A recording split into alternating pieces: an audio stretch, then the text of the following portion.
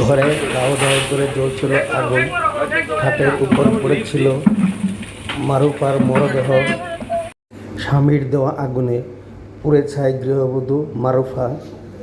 ঘরে স্ত্রীর পোড়া লাশ রেখে পালিয়ে গেলেন স্বামী।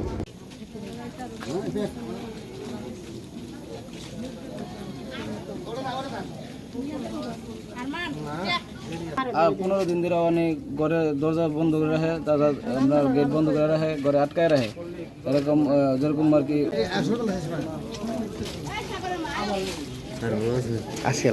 মনে হয় এই ঝগড়াটা বেশি মাত্রায় চলে গেছিল, সেই পর্যায়ে এই ঘটনা ঘটায় পলাতক আছে। এই ঘটনা ঘটাইছে আমার বোনের মায়েরা ঘরে শোয়া রেখে ঘরে আগুন ধরাই দিয়েছে।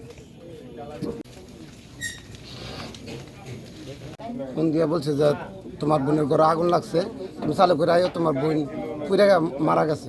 আইসা দেখলাম, হ্যাগোর কাছে জিজ্ঞাসা করলাম যে কেমন কী হয়েছে। কয় যে ঘর তালা মারা ছিল, গেটও তালা মারা ছিল, বাহিরেও তালা মারা ছিল, আমার বোন ভিতরে।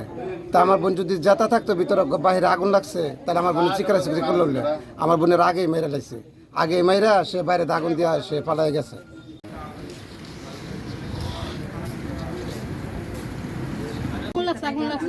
তখন আমি বাইরে বাড়াইছি, বাইরে দিয়ে আগুন তখন দূর করে আসে আইডি মেন গেট তালা মারা, তালা ভাঙি ঢুকছি, ঢুকে দিয়ে এগুলো তালা মারা। হ্যাঁ, পরে পানি এনে বন্ধ করছি, এখন তখন নিবাই দিই যে পরে ভিতরে লাশ শুয়ে রয়েছে।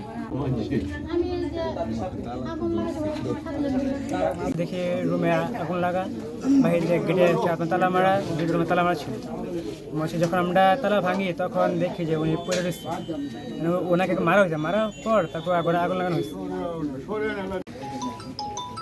আজ রাত 3/8/2025 তারিখ রাত 2:30 থেকে 3:30 ঘটিকার সময় ইন্দুরপুর নিজাম ডাক্তারের স্ত্রী, তার নাম মারুফা আক্তার, তাকে তালাবদ্ধ অবস্থায় পাওয়া যায় এবং ভিতরে সে আগুন লাগিয়ে দিয়ে প্রাথমিকভাবে জানা যায় সে পালিয়ে গেছে।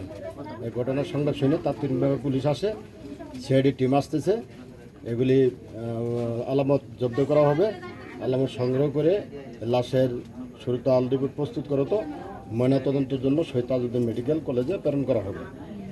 তারা